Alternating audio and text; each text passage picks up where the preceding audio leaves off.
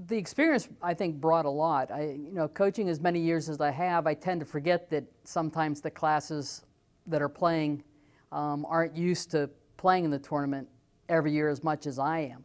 So I think now that we've been to the PAC and really was so close with 2 one-run losses, I think the team's very hungry this year to return and even hungrier to capture a title. Winter's been going well. I mean, we have a great facility with the Sandwind Center, so there's a lot of things we can do that a lot of other schools can't do. We've been able to see a lot of live pitching because we do have a few pitchers this year, so they're getting some live work also. Full swings on batting practice. We scrimmage on Saturdays. We're into our 6th week and we're getting a little antsy to get outside and see some green and smell some dirt.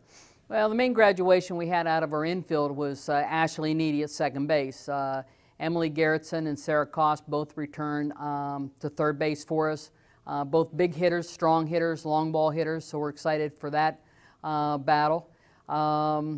Gerritsen probably has a nudge up on it right now, being a senior. Jess Kushneris is our senior at shortstop. Second base is a little open right now. We got Kylie Clark that's looking at it. Freshman Aubrey Bear. Gabby Gowdy is a freshman. We're also looking at Ashley Brill, who's an outfielder, of moving her back because she does play second base. First base is it's going to be by committee a little bit. Deanna Mihalko played mostly there last year, had a great year, hitting close to 400 at one point during the season. Kelsey Bish is also an excellent first baseman when she's not pitching. Cassie Weiss is a freshman who I think is going to see some time there also. Behind the plate, Marissa Bosley returns as our starting catcher.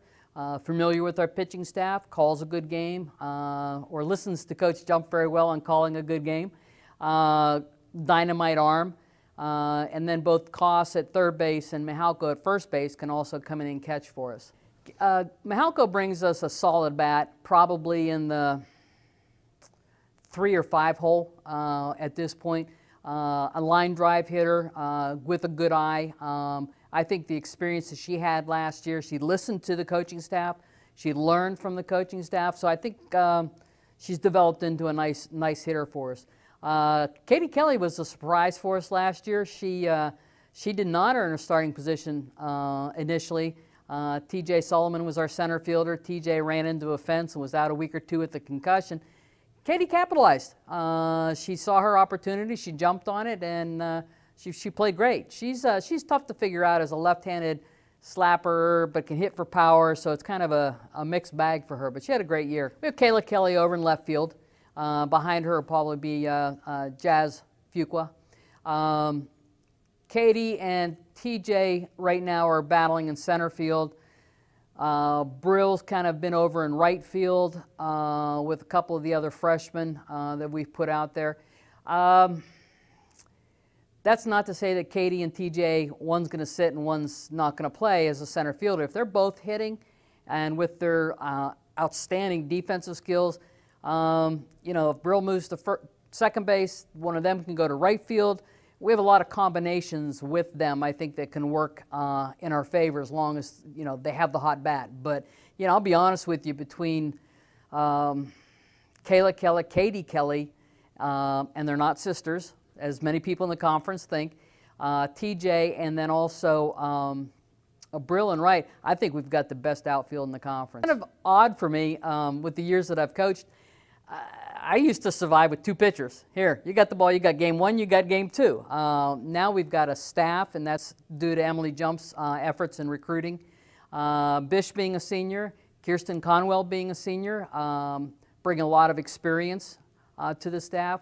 There'll probably be 2 of our starters. The other 2 will probably be Cassie Weiss, who's a freshman from McGuffey, and then Sam Binkley from Canada. We're going to kind of ease them in to learn from the seniors. So we have two seniors and 2 freshmen, ease them in. And then we've got Katie Kelly pitches as a closer, so to speak, or change of speed, you might say, along with Gabby Gowdy who also plays some second base. So we've got some options, I think, this year. Kirsten Merritt's come in mid-year for us. Shoulder problems, probably won't see a lot of pitching time, but she can throw for us also. Well, it's part of Jess Kushner's senior project.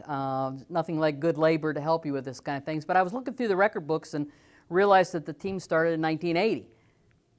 35 years. Well, we've never done a celebration like this. We missed it at 25, and that's my fault, but we missed it. So we wanted to try to do something with the 35th.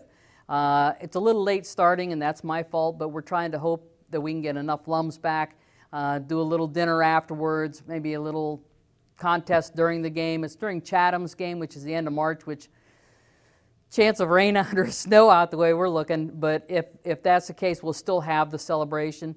We're also setting up a Facebook page, so if, say, Eileen Redding, who's up in Maine, or Julie Davis, who's up in Maine, can't make the event because of the distance, but they have fond memories of the program, well, they can put a story on Facebook that can be then shared with all the other alums, too. Well, it'd be nice to be at home, but you know what 700 means to me is, one, I'm getting older, but more than anything else, it means I've had great players. I don't win the games, my kids do. I've had outstanding players for many, many years, you know, mostly here for 28 years. You know, I had you know, a few at Wheeling Jesuit, or Wheeling College as it was back then. It's a nice honor.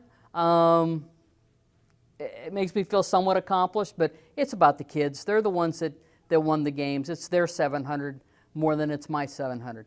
I think win the conference title. I want them to look beyond.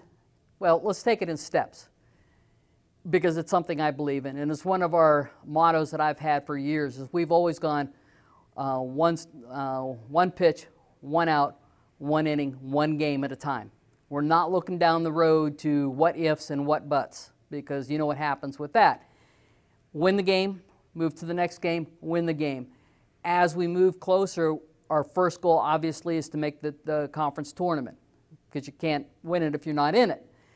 Be one of the top 4, and we get in. From there, to win the conference tournament this year, because we think we're very, very close to doing that.